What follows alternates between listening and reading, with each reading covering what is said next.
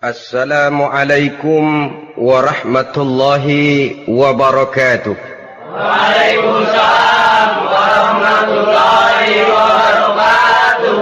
Bismillahirrahmanirrahim. Alhamdulillahi rabbil alamin. Wassalatu wassalamu ala ashrafil anbiya'i wal mursalin wa ala alihi wa ashabihil mujahidin at-tahirin, amma ba'du. Bersabda Rasulullah sallallahu alaihi wasallam, "Iza sarratka hasanatuka wa sa'atka sayyi'atuka fa anta mu'min." Apabila perbuatanmu yang baik menyebabkan engkau bahagia, apabila perbuatanmu yang baik menyebabkan engkau gembira, dan perbuatanmu yang jahat menyebabkan engkau jadi susah, itulah tanda bahwa di hatimu masih ada iman. Artinya, belum tentu orang yang berbuat baik merasa bahagia dengan kebaikan yang dikerjakannya. Dan tidak selamanya orang yang berbuat jahat sanggup menyesali perbuatan jahatnya. Oleh karenanya, apabila iman masih ada, apabila hati masih hidup, perbuatan yang baik menyebabkan orang gembira, perbuatan yang jahat menyebabkan orang susah dan gelisah hatinya. Ini mengandung pelajaran.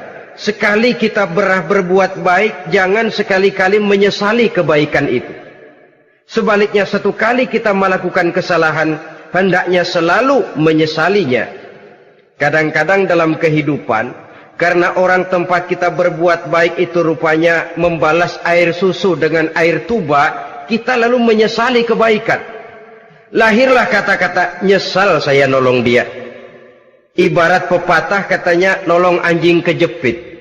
Waktu kejepit setengah mati kita tolongin, begitu selesai dia dari kejepitnya malah kita digigitnya. Saudara hadirin yang saya muliakan, dalam kehidupan sehari-hari barangkali ini kena filsafat yang disebut dorong mobil mogok. Ketika mobil mogok setengah mati kita dorong, begitu mesin hidup ditinggalkannya kita di belakang. Sesungguhnya perbuatan kita yang baik tidak harus disesali, karena disesali atau tidak, toh perbuatan itu sudah kita lakukan. Dan penyesalan atas segala kebaikan hanya akan mengurangi nilai pahala kebaikan itu sendiri. Berbahagialah apabila berbuat baik, walaupun orang yang kita melakukan kebaikan membalasnya dengan kejahatan. Menyesalah apabila berbuat kesalahan, apabila melakukan dosa, karena itu pertanda nilai iman yang masih hidup dalam jiwa kita. Saudara-saudara kaum muslimin yang berbahagia, jadi sungguh pun pahala dan dosa sesuatu yang abstrak, efeknya jelas dia mendatangkan kebahagiaan atau membawa kepada kegelisahan batin di dalam kehidupan manusia. Orang di zaman materialis kurang terangsang berbuat pahala dan terdorong melakukan dosa. Kenapa? Karena pahala tidak kelihatan, dosa tidak nampak. Kalau pahala kelihatan, barangkali nggak kuat kita mikul pahala. Kalau dosa benjol, umpama tiap bikin dosa palanya benjol, barangkali sudah nggak karu-karuan kepala kita. Baik pahala, baik dosa, sesuatu yang tidak nampak oleh pandangan mata zahir, tapi yang punya efek dalam kehidupan ini. Orang yang banyak pahalanya dengan orang yang banyak dosanya, kalau dia berjalan barangkali sulit kita membedakan. Tapi efeknya dalam kehidupan ini jelas adanya. Sesuatu yang bernama pahala kita perlukan, karena hidup tidak berhenti hingga di sini. Sesuatu yang bernama dosa harus kita hindarkan, karena ada kelanjutan sesudah hidup yang sekarang ini. Kehidupan dari satu pertanggungan jawab. Itu sebabnya Imam Ghazali dalam bahasa yang indah sekali berpesan, "Jaddidis safinah fa innal bahra amiq wa khuziz zad fa innas safara ba'id." Perbarui selalu kapalmu, rawat, jaga baik-baik, dandani kapalmu, fa innal bahra amiq, karena sesungguhnya lautan ini sangat dalam. Satu bahasa yang indah dari tamsil terhadap kehidupan. Perbaiki kapalmu karena lautan ini sangat dalam. Artinya, jaga baik-baik hatimu. pelihara iman dan keyakinanmu, karena hidup ini bagaikan gelombang lautan. Tempo-tempo air tenang, tempo-tempo ombak menggila dan menggunung. Jaga iman baik-baik karena hidup penuh dengan cobaan dan ujian. Itu maksudnya. Wa khuziz zad fa inna safara ba'id. Dan bawa bekal yang banyak karena perjalanan hidup ini sangat panjang. Perjalanan ini sangat jauh. Kita kalau pergi keluar kota tentu saja membawa bekal. Makin jauh kota yang akan kita tuju, makin banyak bekal yang harus kita bawa. Alangkah sengsaranya manusia apabila dia akan pergi ke satu kota yang jauh, modalnya cuma nekat. Bagaimana nanti di sana sajalah. Tidak membawa bekal sebagaimana yang sewajarnya. Hal yang semacam ini senangnya sih belum tentu, keblangsak dan susahnya sudah kebayang. Itu dalam kehidupan di dunia ini. Bagaimana kalau sudah bicara tentang kehidupan yang akan datang?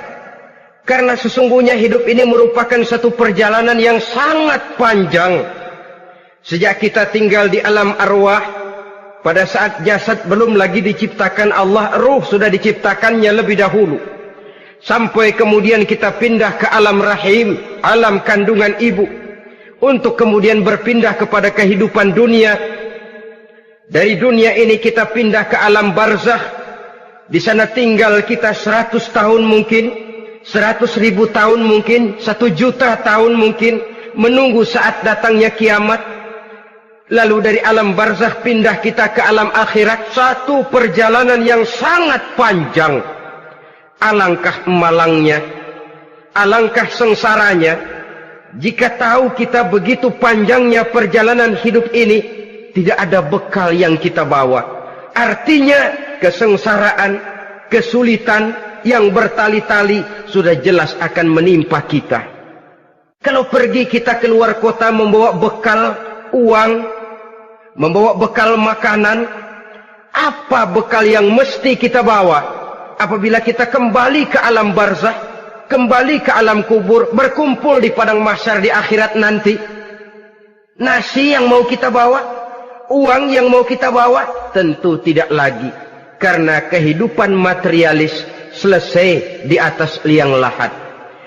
Bila masuk kita ke liang lahat, disitulah pahala dan dosa memegang peranan yang sangat penting. Maka pada pertemuan malam ini kita akan bicara tentang pahala dan dosa itu. Saudara-saudara kaum muslimin rahimakumullah, yang dinamakan pahala, kata Imam Ali Al-Jurjani dalam kitab At-Ta'rifatnya, ma yastahiqqu bihi ar-rahmatu wal maghfiratu minallahi ta'ala. Sesuatu yang pelaksananya berhak untuk mendapat rahmah dan ampunan dari Allah. Dengan kata lain, nilai pahala adalah akibat dari perbuatan-perbuatan di dalam melaksanakan perintah dan anjuran yang ada di dalam kehidupan agama. Apabila perintah dan anjuran kita laksanakan, nilai pahala itu lalu datang. Nah, nilai pahala dalam Islam, menurut konsepsi Quran, Allah menjelaskan, man jaa bil hasanati falahu asyru amsalihha. Barang siapa yang datang membawa satu kebajikan, barang siapa yang melaksanakan satu kebaikan, maka dia akan mendapat balasan 10 kali dari kebaikan yang dikerjakannya. 10 kali ini pun masih dilipat gandakan dengan 7. 7 ini pun masih dikalikan 100. Dan itu pun masih ditambah dengan pernyataan, wallahu yudha'ifu liman yasha. Allah masih akan melipat gandakan perbuatan baik seseorang yang dikehendakinya. Itulah nikmatnya dalam Islam. Tetapi sebaliknya, wa man jaa'a bisayyi'ati fala yujza illa mislaha. Barang siapa yang melakukan satu kejahatan, dia tidak akan mendapat balasan kecuali sesuai dengan kejahatan yang dikerjakannya. Alangkah rahman dan rahimnya Allah. Orang yang berbuat baik dibalas 10, dikali 7, dikali 100, masih dilipat gandakan pula. Tapi orang yang berbuat jahat tidak akan mendapat balasan kecuali sesuai dengan kejahatan yang dikerjakannya. Ini kan beda dengan sifat kita manusia. Kita ini kadang-kadang kalau dijitak membalasnya mukul. Tapi kalau orang berbuat baik kepada kita, kita enggan untuk berbuat baik kepada orang tadi. Allah tidak mengajarkan begitu. Satu kebaikan berbalas 10. Satu kejahatan berbalas dengan satu kejahatan. Maha Rahman dan Rahim Allah. Bahkan dalam Islam, niat berbuat baik saja mendapat pahala. Sedangkan niat berbuat jahat belum ditulis merupakan satu dosa sampai kejahatan itu dikerjakan oleh orang yang niat tadi. Umpamanya, saudara niat nanti malam giliran pengajian saya mau hadir di majelis taklim. Pas datang waktu malam hujan turun sangat lebat. Saudara berhalangan datang ke majelis taklim, saudara sudah mendapat pahala niat. Tapi saudara niat, nanti malam kalau turun hujan, saya mau bongkar rumahnya si fulan, saya mau curi seluruh harta bendanya. Ternyata malam, saudara tidak mengerjakan perbuatan itu belum ditulis dosa, sampai perbuatan itu benar-benar dikerjakan. Tapi lalu jangan macam-macam, kalau begitu niat aja yang baik, biar nggak usah dikerjain. Niat aja pengen ngaji walaupun tidak ada niatan untuk ngaji. Allah lebih tahu tentang apa yang terdetik di dalam hati sanubari kita. Itulah sebabnya sangat dianjurkan orang untuk melakukan segala macam kebajikan. Dan dianjurkan orang menjauhkan segala macam bentuk kejahatan. Karena dia akan berefek melahirkan dosa dan pahala. Dosa dan pahala itulah alat untuk memperoleh kebahagiaan di alam kubur, di padang mahsyar, sampai di akhirat nanti. Di dunia ini mungkin segalanya bisa kita beli dengan yang namanya uang. Keamanan kita bisa menyewa petugas untuk menjaga rumah kita. Kendaraan yang mewah bisa kita beli. Udara yang sejuk bisa kita ciptakan. Siapa banyak uang, dia raja. Mungkin itu di dunia. Tapi bisa apa uang kalau kita sudah masuk ke alam kubur? Bisakah munkar nakir kita sogok? Udah karkir, jangan nanya nih, cepet. Bisakah malaikat azab menyingkir dengan uang semir? Ternyata tidak. Untuk memperoleh kebahagiaan di sana, nilai pahala. Kesengsaraan akan kita dapat kalau kita banyak menumpuk dosa. Oleh karena itu jangan beranggapan, pahala nggak kelihatan, dosa juga nggak kelihatan, biarin saja. Yang tidak kelihatan ini pada waktunya akan memegang peranan yang sangat penting. Tapi tidak cuma untuk menghadapi hidup di situ, kita lalu harus berbuat baik dan meninggalkan yang jahat. Terutama juga di dunia ini. Toh pepatah bilang gajah mati meninggalkan gading, harimau mati meninggalkan belang. Apa yang akan kita tinggalkan setelah kita mati? Kita ingin jasad kita boleh hancur terkubur tanah, tapi nama kita ingin hidup terus, dikenang orang 100, 1000, bahkan 1.000.000 tahun yang akan datang. Ditulis orang dengan tinta emas dalam sejarah, tercatat kita sebagai orang baik-baik. Saudara-saudara kaum muslimin rahimakumullah. Lalu perbuatan apa yang bisa mendatangkan pahala itu? Saudara-saudara, semua perbuatan yang diperintah dan dianjurkan oleh Allah, yang dikerjakan dengan ikhlas hanya untuk mencapai ridho Allah, mendatangkan pahala. Kadang-kadang menurut pendapat kita remeh, tapi nilainya di sisi Allah besar. Itu pahala. Menghitung pahala itu hak prerogatif Allah. Perbuatan yang ringan Allah mau berikan ganjaran yang besar, itu urusan Allah. Misalnya, kata Nabi, la tahqiranna minal ma'rufi syai'an. Jangan kamu menganggap remeh perbuatan baik walaupun kecil. Jangan merasa sulit melakukan perbuatan yang mengandung pahala. Bertemu dengan teman, muka kita cerah, berpahala. menyingkirkan duri di jalanan berpahala, menolong orang yang sesat, memberitahu orang yang bertanya berpahala. Tidak sulit kalau kita mau. Yang diperintah dan dianjurkan oleh agama itu perbuatan yang mengandung nilai-nilai pahala. Masalahnya cuma tinggal mau atau tidak dan dikerjakan dengan ikhlas. Bertemu teman mukanya cerah, pahala. Menyingkirkan duri di jalanan, pahala. Sedekah, pahala. Tidak berupa perbuatan, bisa berupa ucapan. Misalnya bersolawat, pahala. Bertasbih dan bertahmid, pahala. Kata Nabi, kalimatani khafifatani 'alal lisan, saqilatani fil mizan. Ada dua kalimat yang enteng di lidah tapi berat di timbangan akhirat nanti. Apa itu? Subhanallah walhamdulillah. Itu kan amalan yang ringan, perbuatan yang mudah saja, tapi nilainya demikian besar dalam pandangan Allah. Jadi pendeknya, perbuatan yang bernilai pahala adalah perintah dan anjuran agama yang dilaksanakan dengan ikhlas semata-mata untuk mencapai ridho Allah, itu mengandung pahala.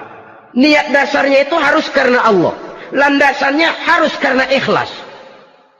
Bukan cuma sekedar basa-basi, tidak karena ingin dipuji orang, tidak karena mengharap tanda jasa, tapi ikhlas semata-mata. Dari perbuatan yang paling kecil dan mudah sekali sampai kepada amalan-amalan yang besar dan memerlukan biaya yang besar, seperti melaksanakan ibadah haji, seperti jihad fi sabilillah, membangun masjid, membangun pondok-pondok pesantren, membangun pusat-pusat kesehatan, membangun jalan-jalan umum, termasuk menjaga keamanan. Jangan dikira loh, siskamling umpamanya, menjaga keamanan kampung tidak berpahala. Kalau diniatkan ibadah, menjaga ketenangan warga supaya mereka tekun ibadah, ikhlas karena Allah, itu juga bernilai ibadah. Keluar kita dari rumah, pergi pagi, pulang sore, peras keringat, banting tulang cari nafkah, buat menghidupi anak istri kita. Kalau diniatkan ibadah, melaksanakan kewajiban sebagai kepala rumah tangga, membantu orang tua sebagai anak, itu juga perbuatan-perbuatan yang mengandung pahala. Yang terbaik sesuai dengan bidang kehidupan kita. Ada orang yang dinamakan abid, ahli ibadah, pahala yang paling baik bagi dia banyak-banyak tahajud, sembahyang malam, wirid, zikir, tasbih. Ada yang dinamakan orang alim, pahala yang paling baik buat orang macam ini mengajar, menyebarkan ilmu, mendakwahkan Islam. Ada yang disebut wali, pejabat pemerintah, petugas. Amalan pahala yang paling baik buat orang semacam ini melayani masyarakat, bekerja di bidangnya sesuai dengan profesinya. Saudara hadirin yang saya hormati, jadi dengan demikian perbuatan-perbuatan yang mengandung nilai-nilai pahala ini bisa perbuatan yang menurut kita kecil namun punya nilai besar. Apalagi perbuatan besar dengan biaya yang besar, tentu makin besar juga pahala yang disediakan oleh Allah Subhanahu wa ta'ala. Oleh karenanya, kalau kita bercermin dari ayat Quran, hidup ini kesempatan untuk berbuat baik. Huwallazi khalaqal mauta wal hayata liyabluwakum ayyukum ahsanu amala. Dialah Allah, Tuhan yang telah memberikan hidup dan mati kepadamu untuk menguji kamu, siapa di antara kamu yang paling baik amal perbuatannya. Jadi tidak saya rinci, tapi cukuplah satu penjelasan global. Perbuatan yang berpahala adalah perbuatan melaksanakan perintah Allah atau anjuran Allah dengan dasar ikhlas, dengan tujuan untuk mencapai ridho Allah semata-mata. Lalu apa perbuatan yang mengakibatkan dosa itu? Saudara-saudara, dosa lahir akibat melakukan larangan Allah atau mengerjakan yang dicelaknya. Nah, para ulama ada yang membagi dosa itu menjadi dua bagian. Ada dosa-dosa kecil, ada dosa-dosa besar. Tetapi sebenarnya ditinjau dari segi hakikatnya, kalau sudah melakukan satu kesalahan yang mengakibatkan dosa, jangan dilihat besar dan kecilnya, tapi kepada siapa dosa itu kita kerjakan. Sebab kalau dosa kita anggap satu yang kecil, orang akan terangsang untuk mengerjakan yang kecil-kecil saja. Sehingga dengan demikian, yang kecil pun akan menjadi besar kalau ditumpuk-tumpuk. Sedangkan yang besar bisa saja menjadi kecil kalau selalu diiringi dengan permohonan ampun kepada Allah. Itu sebabnya para ulama sufi, orang-orang tasawuf mengatakan, la saghair ma'al istimrar wala kabair ma'al istighfar. Tidak ada dosa yang kecil kalau dikerjakan terus-menerus, dan tidak ada dosa yang besar kalau digempur tiap saat dengan perbuatan istighfar atau memohon ampun kepada Allah Subhanahu wa taala. Cuma saja pada umumnya, karena dosa-dosa kecil itu lebih mudah taubatnya, dan ada janji Nabi, barang siapa yang meninggalkan dosa-dosa besar akan diampuni dosa-dosanya yang kecil-kecil. Oleh karena itu, pada kesempatan ini kita akan juga bicarakan apa saja yang termasuk klasifikasi dosa-dosa besar, dengan harapan kita bisa menjaga diri, menyelamatkan diri, jangan sampai terjatuh ke dalam dosa-dosa yang besar tadi. Tetapi bukan berarti kita harus terangsang melakukan dosa-dosa yang kecil. Ah, biarin kecil ini, tobatnya gampang. Ah, dosa kelas teri. Ah, dosa itu kan tidak kelihatan. Lalu terangsang melakukan perbuatan dosa-dosa walaupun kecil, kalau berlarut terus-menerus dia akan tumbuh menjadi dosa yang besar. Oleh karenanya jangan sampai mengundang pengertian kalau kita membicarakan dosa-dosa yang besar lalu terangsang melakukan dosa-dosa yang kecil, karena bagaimanapun juga dosa kecil dan dosa besar sama dalam arti kepada Allah kita melakukan kesalahan. Dan dosa yang kecil pun kalau bertumpuk, dia akan menjadi banyak. Saudara-saudara kaum muslimin rahimakumullah, ada beberapa jenis dosa-dosa besar. Jenis yang pertama, asyirku billah, syirik atau menyekutukan Allah. Dari sekian deretan dosa-dosa besar, syirik ini merupakan bapak moyangnya dosa.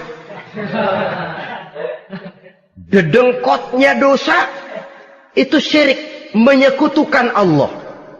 Bahkan dosa yang lain Allah masih mau mengampuni, tapi kalau sudah syirik, menyekutukan Allah, itu sudah satu dosa yang tidak berampun sama sekali. Oleh karena itu tepat pesan Imam Ghazali tadi, jadi di safinah fa innal bahra amik, jaga iman, pelihara akidah, dandani kapal, karena hidup ini gelombang lautan sangat dalam, hidup banyak cobaan.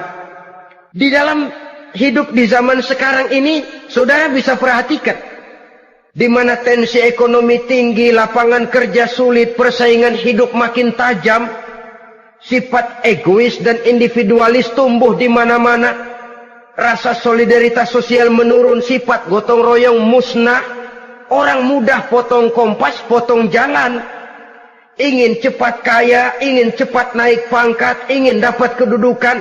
Kadang-kadang akidah pun terjual, akidah pun musnah, jatuh ke jurang syirik pun tidak jadi soal. Itu yang kita khawatirkan. Kalau dosa-dosa yang lain Allah masih mau mengampuni, tapi kalau sudah jatuh kepada syirik, Allah sama sekali tidak akan memberikan ampun. Dalam kaitan dengan ini barangkali tepat sinyalemen Imam Ali itu. Andai kata kemiskinan merupakan satu kepribadian, saya akan membunuhnya lebih dahulu. Artinya memang kemiskinan ini sering mendorong orang kepada jurang kemusyrikan.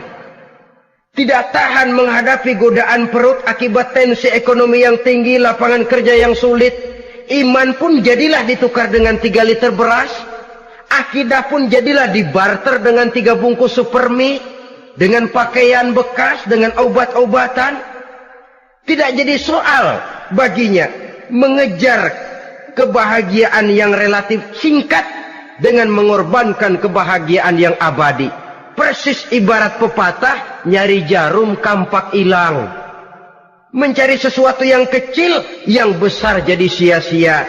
Membela perut, mengorbankan akidah. Na'udzubillah summa na'udzubillah. Saudara-saudara kaum muslimin rahimakumullah. Ini fakta. Ini kenyataan. Dan hal semacam ini tidak bisa diatasi cuma dengan ceramah, simposium, diskusi, seminar. Apalagi Nabi berpesan, solahu ummati bil ilmi wal mal. Umatku hanya bisa menjadi baik akidahnya dengan ilmu dan harta. Itu bahasa Nabi. Kalau bahasa kita sekarang, dengan ekonomi dan pendidikan. Ilmu, pendidikan, ekonomi, harta. Tanpa itu sangat besar kemungkinan kita bisa menjual akidah terjerumus di lembah kemusyrikan. Maka terutama kepada saudara-saudara saya, muslimin yang terpencil jauh dari kota-kota besar, yang kadang dalam kehidupan seharinya imannya sering digoda oleh supermi, akidahnya sering ditantang oleh pembagian beras, pakaian-pakaian bekas, obat-obatan dan sebagainya. Jaga dan bentengi akidah kita. Lebih baik nyawa berpisah dari badan, asal iman jangan berpisah dari hati. Kepada adik-adik saya para remaja, para pemuda di kota-kota besar, yang iman dan akidahnya sering ditantang dengan minuman-minuman keras, fasilitas-fasilitas yang menghanyutkan, yang secara terarah dan praktis sedikit demi sedikit menggiring kita untuk keluar dari nilai-nilai akidah. Hati-hati, jaga baik-baik, sebab intan paling mahal, mutiara paling berharga, tidak lain nilai iman ini. Tergelincir kita daripadanya, jatuh ke lembah kemusyrikan, jatuh ke satu dosa yang teramat besar, yang Allah tidak akan pernah memberikan ampun lagi. Ini dosa besar yang pertama. Yang kedua, qatlun nafsi illa bil haq. Membunuh orang tanpa alasan yang benar. Di zaman kesulitan ekonomi kadang-kadang orang mudah nekat. Tengok saja, kadang-kadang karena pasal uang 100-200 perak saja nyawa bisa melayang. Kadang-kadang karena urusan yang remeh, salah omong, salah ambil, salah ucap, salah pegang, nyawa bisa jadi melayang. Alangkah murahnya nyawa, seakan-akan kita yang punya. Padahal nyawa itu hak milik Allah. Tidak pantas kita merampasnya, tidak pantas kita menghilangkannya dari jasad seseorang. Oleh karenanya, membunuh orang merupakan satu dosa yang sangat besar. Jangankan kepada orang yang seakidah, orang yang lain akidah saja pun, kalau dia hidup berdamai, rukun, berdampingan, kita harus melindungi. Apatah lagi teman seakidah sendiri. Saudara-saudara kaum muslimin rahimakumullah. Pantas kalau Nabi menyatakan, apabila dua orang Islam sudah saling berkelahi, berbunuh-bunuhan, al-qatil wal maqtul finnar. Yang membunuh dan yang dibunuh, dua-duanya sama-sama masuk neraka. Sahabat heran, ya Rasul, kalau yang membunuh masuk neraka sih wajar, tapi yang terbunuh kok neraka juga, kenapa? Kata Rasul, sebenarnya dia juga cuma sudah niat untuk membunuh, cuma keduluan saja. Andai kata dia tidak terbunuh, tentu dia yang akan membunuh.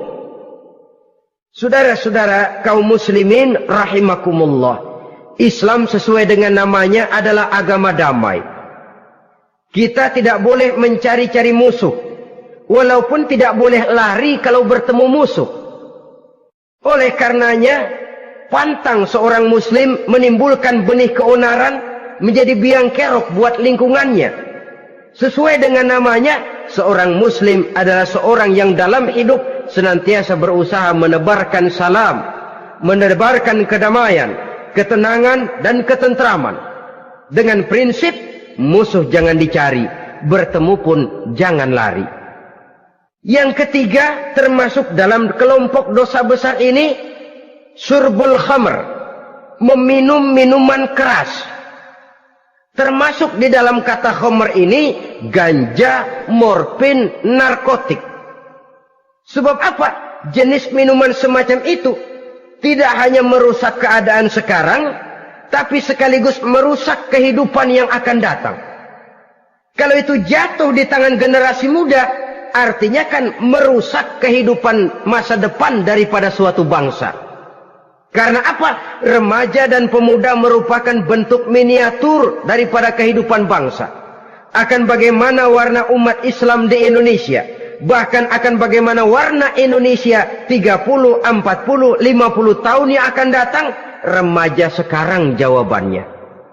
Kalau remaja kita sekarang ini kerjanya cuma bisa nyekek botol, insya Allah bangsa Indonesia 30-40 tahun yang akan datang akan tumbuh menjadi bangsa teler. Tidak banyak yang bisa kita harapkan. Remaja adalah gambaran masa depan dari satu bangsa, dari satu umat. Dan remaja itu di dalam dirinya secara fitrah terkumpul semua bakat, terdapat semua kemungkinan. Kita ini lahir membawa sifat pemimpin, tapi juga membawa sifat pengacau. Kita ini ada bakat jadi orang jujur, ada bakat jadi pengkhianat. Kita ini ada bakat menjadi orang baik-baik, kita juga punya bakat jadi biang kerok. Kita kemungkinan bisa jadi pemimpin bangsa, tapi juga bisa menjadi pemimpin bangsat.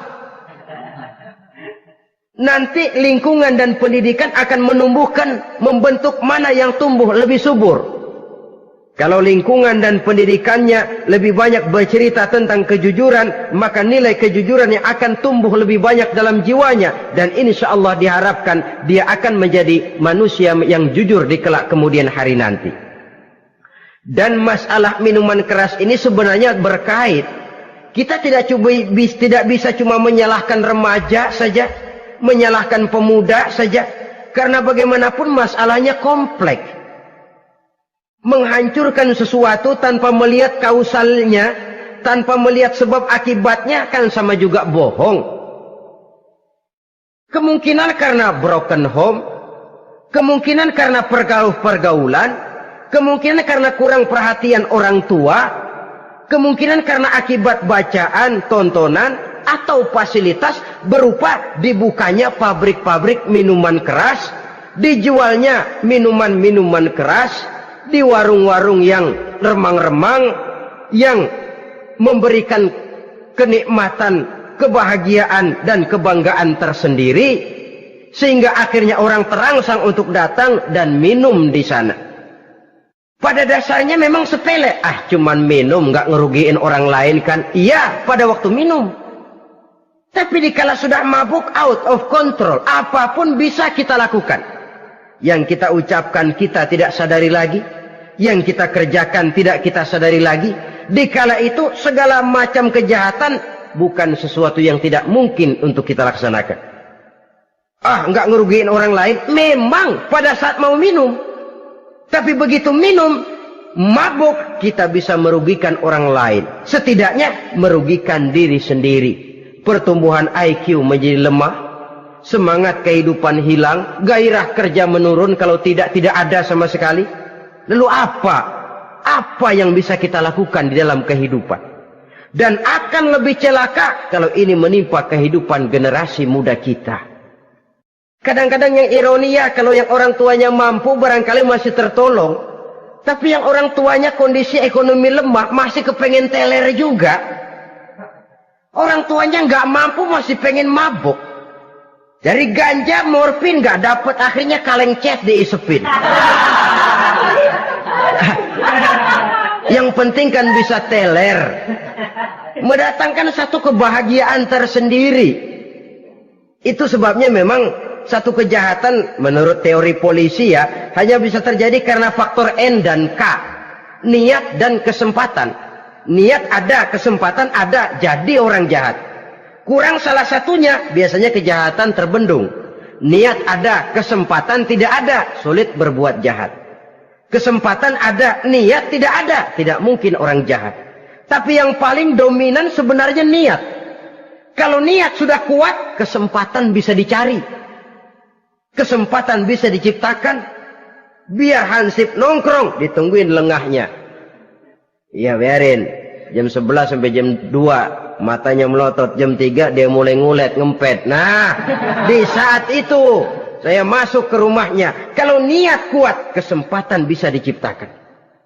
Dan kalau sudah niat, ini masalah hati. Kalau sudah masalah hati, menyangkut soal moral. Moral artinya sudah masuk kepada kehidupan agama. Saudara-saudara kaum muslimin rahimakumullah. Yang keempat yang termasuk jenis dosa besar, az-zina, perbuatan zina. Di zaman pergaulan bebas dengan prinsip free love, free sex ini, tengok sudah berapa banyak gadis-gadis bergelimpangan jadi korban. Berapa banyak bayi-bayi yang lahir ke dunia tanpa tahu kemana dia mesti memanggil bapak. Apakah deretan jumlah korban ini masih harus bertambah lagi? Paling tidak, biarlah yang sudah jadi korban, tapi jangan bertambah lagi hendaknya. Masing-masing kita berupaya menahan diri. Termasuk dalam kategori zina ini, yang merupakan cabang-cabangnya, liwat, homoseks, lesbian, masturbasi. Bahkan masturbasi itu termasuk jenis zina tangan. Dan itu juga merupakan satu dosa. Di samping dosa juga merusak diri. Karena bagaimanapun juga dia akan mengurangi kemampuan daya pikir seseorang. Maka agama memberikan jalan keluar. Pesan Nabi, ya ma'syara syabab, man istata'a minkumul ba'at falyatazawwaj. Hai para pemuda, kata Nabi, barang siapa di antara kamu yang sudah bisa ba'at, yang sudah mampu ba'at. Ba'at itu artinya memberikan nafkah, baik nafkah zahir maupun nafkah batin. Falyatazawwaj, maka hendaklah dia kawin. Jadi yang maksud ba'at ini ya nafkah zahir, ya nafkah batin. Kita kadang-kadang cuma bisa ngasih nafkah batin saja sudah merasa pokoknya kan saya sanggup untuk kawin, lalu kawin tanpa kehilangan, dengan kehilangan pertimbangan. Saudara-saudara, wa in lam yastati', adapun kalau dia belum mampu, fa alaihi bisyam, hendaknya dia banyak puasa. Fa innahu lahu wija, karena puasa itu akan merupakan benteng jangan sampai orang memperturutkan hawa nafsunya. Andai kata puasa belum hobi, banyaklah olahraga para pemuda, para remaja. Karena dengan olahraga, pemikiran untuk memperturutkan hawa nafsu agak sedikit terkendali dan energi tersalurkan dalam bentuk yang positif. Pendeknya kreatif, banyak kegiatan.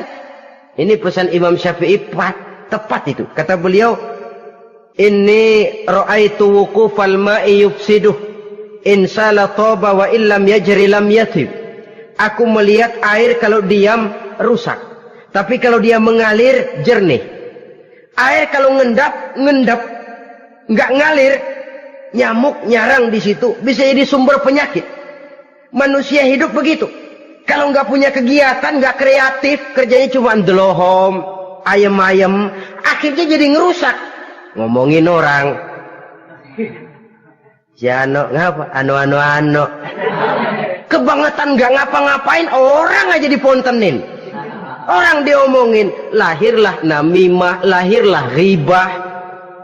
Saudara-saudara, air itu kalau ngendap ada aja yang nyarang. Tapi kalau dia ngalir, orang ada kesibukan, insya Allah dia tidak akan jatuh kepada sesuatu yang bisa mengundang dosa. Isilah waktu dengan hal-hal yang bermanfaat. Karena hidup ini singkat dan tidak berjalan mundur ke belakang. Mundur hancur, berhenti diinjak orang. Sekali melangkah, jangan surut mundur ke belakang. Homoseks, terlepas dari penyakit kejiwaan. Sekarang ini kan sudah ada persatuan kaum gay katanya. Meminta perlakuan yang sama dan agar dibolehkan kawin sesama mereka. Secara manusiawi boleh. Secara manusiawi kita hargai mereka. Tapi dari kacamata agama, ini jelas merupakan penyimpangan. Dan penyimpangan merupakan suatu dosa. Terlepas dari pertimbangan manusiawi. Jangan karena terlalu memperturutkan suara manusiawi, lalu kita mengesampingkan agama. Termasuk lesbian, wadon karo wadon. Kalau homo itu kan lanang karo lanang katanya. Saudara-saudara kaum muslimin rahimakumullah, ini bukan penyakit baru. Liwat, homoseks sudah dikenal dari zamannya Nabi Lut, laki dengan laki. Lesbian dari zaman istrinya Nabi Lut.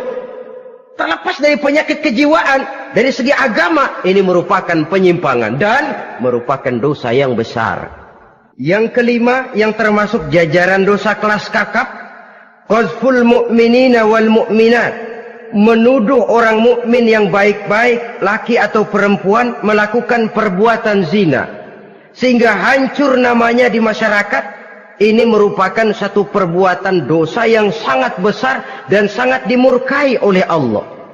Saudara-saudara kaum muslimin rahimakumullah, oleh sebab itu di tentang masalah ini, kalau memang tidak ada saksi, jangan sembarang kita enteng lidah menuduh orang lain berbuat zina, menuduh orang lain berbuat serong. Dosanya kelewat besar di dalam kehidupan. Karena apa? Mencari harga diri itu berat, memelihara kehormatan diri jauh lebih berat. Satu kali orang dihancurkan namanya di masyarakat, dia akan terisolir jadinya. Oleh karenanya, berlindung kita kepada Allah, jangan sampailah dihinggapi oleh sifat ini. Karena sentimen kita kepada seseorang, karena hasad kita kepada seseorang, tidak senang melihat orang lain lebih maju, lalu lidah ini seenaknya saja mengucapkan kata. Padahal sanksi dan resikonya sangat besar. Yang kita tuduh barangkali mendapat pahala dari Allah. Kita sendiri yang menuduh tanpa saksi, tanpa alasan yang benar, mendapat dosa yang sangat besar. Saudara-saudara, memang kadang-kadang aneh dalam hidup ini. Seorang pelacur biasanya bisa menjaga mulutnya di masyarakat, kata-katanya baik, sopan. Kenapa? Karena mulut yang satu sudah tidak terjaga.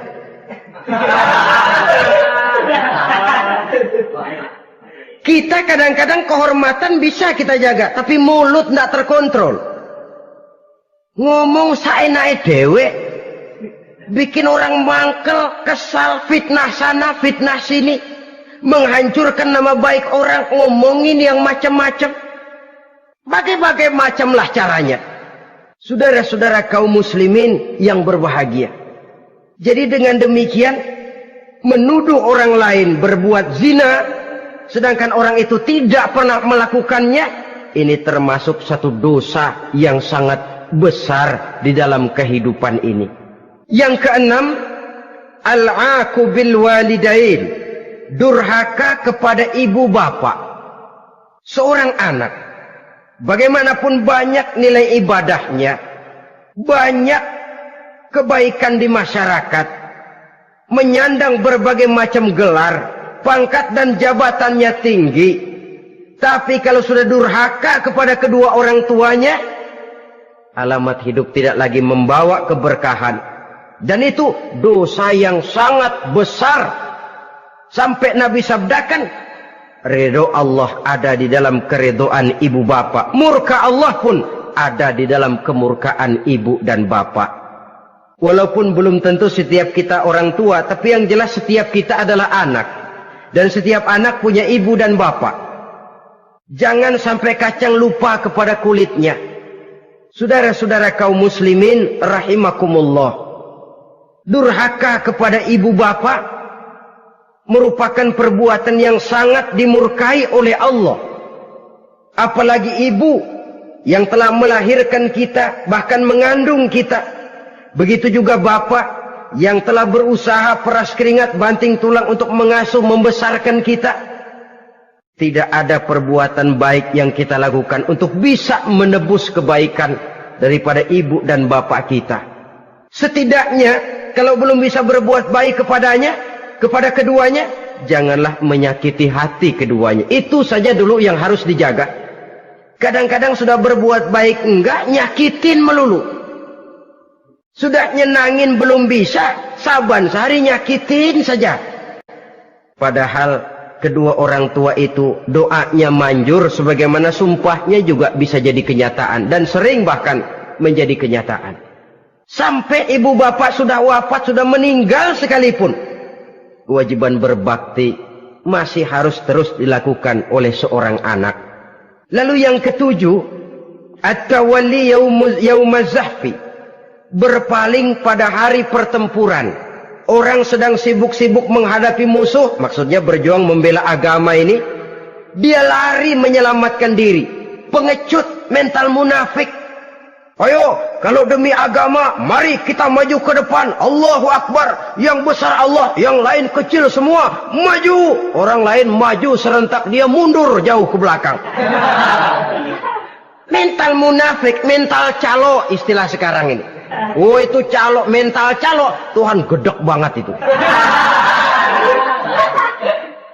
Coba ya, calo itu paling sibuk nyuruh penumpang naik. Tapi sementara penumpang naik sampai ke tempat tujuan masing-masing, calonya nggak kemana-mana, diem aja di situ. Cuma orang aja disuruh naik. Saudara-saudara, kerja bakti, orang turun ke comberan, dia naik ke tempat tidur. Mundur di hari pertempuran, menyebabkan orang lain gugur, dia sendiri menyelamatkan diri. Mental pengecut, mental munafik, itu merupakan dosa yang sangat besar. Saudara-saudara kaum muslimin rahimakumullah. Itu sebabnya agama itu memerlukan keberanian. Memang, tapi bukan keberanian yang tanpa perhitungan. Sebab berani tanpa berhitung namanya berani babi. Kita berani kalau benar, kita harus takut kalau salah. Jangan dibalik. Salah berani, nekat namanya. Benar takut, pengecut namanya. Orang yang pengecut adalah orang yang takut membela kebenaran. Orang yang nekat sesungguhnya udah salah nggak malu lagi. Udah salah nekat lagi. Merasa rugi berbuat kebaikan, puas kalau berbuat kejahatan. Padahal Nabi pesan, siapa yang berbuat dosa sambil tertawa, nanti dia akan masuk neraka sambil menangis. Karena itu dipesan pula di dunia ini, sering-seringlah mencuci mukamu dengan air mata taubat. Cuci lidahmu dengan zikir kepada Allah. Bersihkan hatimu dengan air ikhlas. Saudara-saudara kaum muslimin rahimakumullah. Kan ada toh orang berbuat baik nggak gembira, tapi berbuat jahat malah puas. Atau sama saja orang lain berbuat baik, hatinya kesel. Orang lain berbuat jahat, dia malah mendukung. Atau orang lain tergelincir berbuat jahat, dia malah girang. Ini kan tidak objektif. Karena yang berbuat baik, orang yang dia keselin, dia nggak seneng. Tetapi karena yang berbuat jahat, orang yang dia senengin, dibenerin juga. Itu nggak objektif namanya. Mundur di hari pertempuran pada saat saudara-saudara kita sedang menghadapi musuh, sikap pengecut yang sangat dibenci Allah. Yang kedelapan, termasuk kelompok dosa besar, aklu malil yatim, makan harta anak yatim. Kadang-kadang ada orang mengeksploitir loh nasib anak-anak yatim. Karena biasanya para dermawan peka kalau mendengar nasib yatim, memberikan santunan. Si yatim belum makan, yang ngurusin udah pada kenyang. Mengeksploitir, memakan harta anak yatim termasuk dosa yang sangat besar. Sehingga Nabi pesan, ana wa kafilul yatim kahataini yaumal qiyamah. Aku dan orang yang menyantuni anak yatim seperti dua jari ini di hari kiamat. Rumah yang paling dimuliakan Allah adalah rumah yang di dalamnya ada anak yatim yang hidupnya dihormati, hidupnya disantuni, keperluannya dicukupi. Maaf saja, tahap kita menyantuni anak yatim ini baru tahap setahun sekali. Kalau Muharram kita agungkanlah, kita besarkan. Lebaran yatim katanya. Kita kumpulkan dana, kita usap kepala yatim, kita kumpulkan beras, kita bagikan hari itu. Perkara bulan depan kelaparan, kita tutup kuping. Perkara bulan berikutnya dia kelaparan, kita masa bodoh. Bahwa di bulan Muharram kita santuni yatim piatu itu sudah baik. Tapi akan lebih baik lagi kalau kita sanggup menjadi bapak asuh mereka, memikirkan sekolah mereka, ada kontinuitas. Kalau mereka diasuh oleh orang lain, lalu bertukar agamanya, berpindah akidahnya, kita ngomel habis-habisan. Tapi kita ada kemampuan, kita tidak mau berbuat semacam itu. Ya sama juga bohong namanya. Saudara-saudara kaum muslimin rahimakumullah. Orang yang menyantuni yatim mendapat pahala besar. Tapi orang yang mengkorup harta anak yatim, dosanya juga sangat besar. Berhati-hatilah kalau kita diberikan kepercayaan oleh masyarakat untuk mengurus anak-anak yatim. Karena pahalanya besar, resikonya juga besar. Yang kesembilan, syahadatuz zur, sumpah palsu. Sebab sumpah palsu ini menggunakan nama Allah untuk sesuatu yang tidak benar. Nama kita saja dibawa untuk yang tidak benar, kita jengkel. Nama kita dipalsukan untuk sesuatu yang tidak baik, kita kadang-kadang jengkel, tidak puas jengkel, menuntut melalui saluran hukum. Kenapa? Nama saya dicatut. Bagaimana lagi kalau nama Allah kita pakai untuk bersumpah, sumpahnya palsu, menguntungkan kita, merugikan orang lain, Allah murka betul. Maka sumpah palsu termasuk deretan dosa-dosa besar. Apalagi yang ke-10, aklur riba, makan riba alias renten. Ini kan yang cepat mendatangkan uang. Kadang-kadang kalau yang bikin riba itu orang awam barangkali, ya masih kita maklumin. Kadang-kadang penyakit ini datang menimpa mereka juga yang kita kenal kebaikannya. Bahkan suka datang ke musola, rajin ke masjid kadang-kadang. Riba masih dimakannya. Karena cara cari duit paling enak. Duit utuh tambahnya terus masuk. Na'udzubillah summa na'udzubillah. Itu yang diibaratkan dalam perjalanan Mi'raj waktu Nabi diperlihatkan neraka. Orang perutnya sebesar rumah dililit ular. Diseret-seret itu hancur perutnya. Dibulatkan lagi, diseret lagi, hancur lagi. Dibulatkan lagi, terus menerus begitu. Dia berteriak, mengerang, mengeluh, mengaduh kesakitan. Nabi tanya, itu apa Jibril? Itu contoh dari umatmu yang suka makan riba Muhammad. Makan renten. Saudara-saudara, ini kan mencekik leher orang. Orang sedang kesulitan. Kelihatannya sih baik, menolong. Tapi di belakang menolong itu nyekek. Di belakang nolong itu nyekek. Dan nyekek itu sebenarnya tujuan utamanya. Orang yang menjalankan riba pada dasarnya tidak punya peri kemanusiaan kok. Kalau dia kelihatannya mau menolong, kelihatannya motifnya mencari untung di belakang itu. Jauh dari kemanusiaan. Yang ke-11, saudara-saudara, termasuk jajaran dosa besar itu qat'ur rahim, memutuskan silaturahmi. Marah, hobi sama marah. Kalau 3 hari nggak marahan sama orang, ngebet palanya. Selalu nyari gara-gara. Kalau udah marah berlaku perpanjangan waktu. Tahun, 2 tahun, kadang-kadang seumur hidup. Saudara hadirin yang saya muliakan.